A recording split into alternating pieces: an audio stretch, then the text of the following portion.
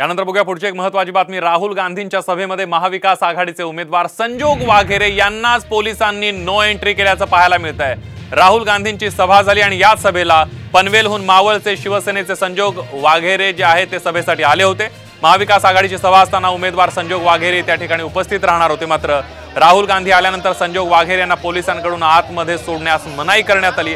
या दरम्यान शिवसेना पदाधिकारी आणि पोलिसांमध्ये जोरदार शाब्दिक चकमक झाल्याचं पाहायला मिळालं। राहुल गांधींची सभा संपेपर्यंत संजोग वाघेरे यांना स्टेजवर सोडलेलं नाही आणि त्यामुळे त्यांचे कार्यकर्ते मोठ्या प्रमाणावर आक्रमक झाल्याचं पाहायला मिळालं। अधिक माहितीसाठी जाऊयात, आपले प्रतिनिधी नितीन पाटणकर आपल्या सोबत आहेत। नितीन, राहुल गांधी यांची पुण्यामध्ये काँग्रेसचे उमेदवार आणि महाविकास आघाडीचे इतर उमेदवार यांच्या प्रचारासाठी सभा होती। त्या दरम्यान हा प्रकार घडलेला आहे। राहुल गांधींचं भाषण किंवा सभा सुरू झाल्यानंतर संजोग वाघेरे तिथं त्यांचा प्रचार आटोपून पोहोचलेले होते। त्यांना पोहोचायला उशीर झाला, मात्र पोलिसांनी त्यांना उमेदवार असूनही सोडलं नाही, एंट्री दिली नाही। त्याचबरोबर शिवसेनेचे पदाधिकारी देखील पोलिसांना सांगत होते की ते उमेदवार आहेत, त्यांना जाऊ द्यात, पण पोलिसांनी आडमुठी भूमिका घेतल्याचं दिसून येत आहे आणि वाघेरेंना सोडलं नाही।